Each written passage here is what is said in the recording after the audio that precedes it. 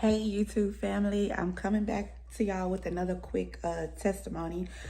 When I was working for CR England, um, my trainer had fell asleep behind the wheel and flipped over our 18-wheeler. So that's what I want to talk about today. So I started training with CR England for like 6 weeks. And then after 6 weeks, it's time to go over the road. So I went over the road with my first trainer, and our truck broke down. So when the truck broke down, I sat in a hotel, I think for maybe like 2 weeks. And after 2 weeks, the new trainer came to the hotel and he picked me up.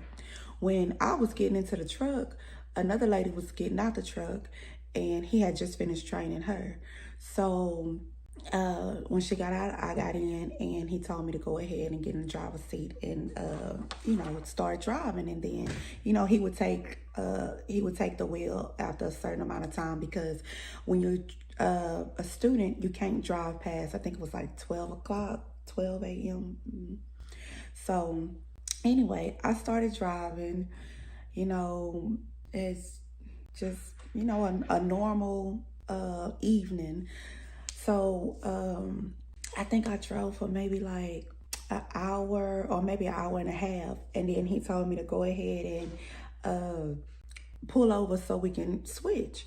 So I found a rest stop, then I pulled over, and we end up switching.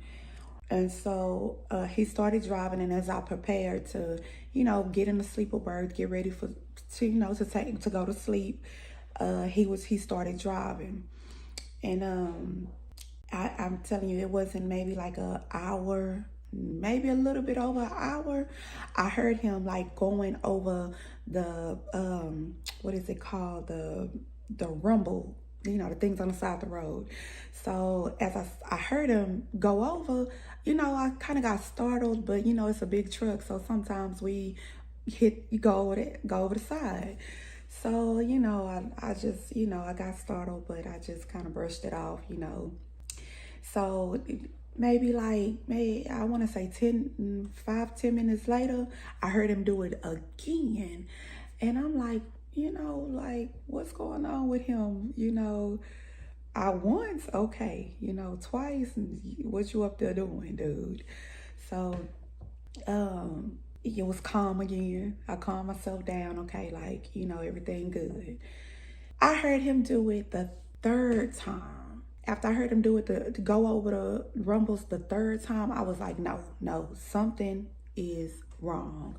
So I had already locked myself in a sleeper berth. I don't even know if, a lot of y'all might not know what a sleeper berth is, but it's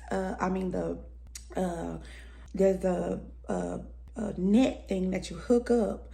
It acts as a protection seatbelt, but it's in the bed. So I had already had the net hooked up and had myself locked in. And so when I heard him go over the third time, I was like, no, something is wrong. I need to go up there and see what's wrong with him. So as I put my hand up to unlock myself out of the sleeper, God told me, don't do it. So I didn't unlock myself. I put my hand down, and I'm like, what? Soon as I put my hand down, the truck started flipping. When it came to a stop, there was fumes, and I could hear my trainer yelling and hollering and crying and screaming, and there was just fumes going everywhere. And I told God, I said, God, I cannot breathe. When I said, God, I cannot breathe, the fumes stopped just like that. And so I can hear my trainer, he's hollering and screaming, and I'm trying to look to see where he at, but it's like the hallway to walk to the front of the cab from the back, where the sleeper is. It's like the little hallway, it's crushed together like this. It's crushed, so I can't even see him. Had I unlocked myself out of that sleeper, I would have been crushed, because I would have been walking straight through there. I would have been crushed.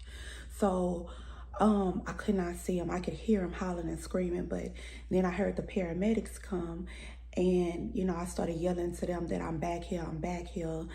And as they came back, they had to cut open the back of the truck to get me out of the truck. And so after they got me out, I remember when they put me on a stretcher and they was taking me to, put me in the back of the ambulance. I took my phone out. I said, can y'all stop right quick? Because I need to take this picture because I need to show everybody what God saved me from. So I took a couple of pictures, and I could still hear my trainer screaming and yelling. After they put me inside the ambulance, I asked one of the police officers, could he go and, because my stuff was across the highway, the stuff was everywhere. I asked him, could they at least try to find my wallet so I could get back home? I think we was in Swanton, Ohio. And he said, okay. So yeah, I went to the hospital, and the police officer came and he gave me my wallet. And I asked him, I said, did y'all ever get my trainer out of there? They was like, no, we're still working on it. He was on the passenger side, up under, where our legs go. And he was like smushed up under that part. So he was like, no, we haven't got him out yet. We're still working on it. To this day, and that was, I'm going to say 2018, 2019. But to this day, I still never knew what happened to my trainer. After that, I quit trucking for a couple of years. And just like maybe 3 years ago, I started driving tankers for for Star Transportation. But I never knew what happened to that trainer. I prayed for him, and I never knew what happened to him. But it's just crazy how the devil is like, he just keeps striking. Like he won't stop. And I know, like, for God's people, and especially the people that have callings on their lives, he gonna continue to strike. He wants to kill you. That's what he come to do. He come to steal, to kill, and to destroy.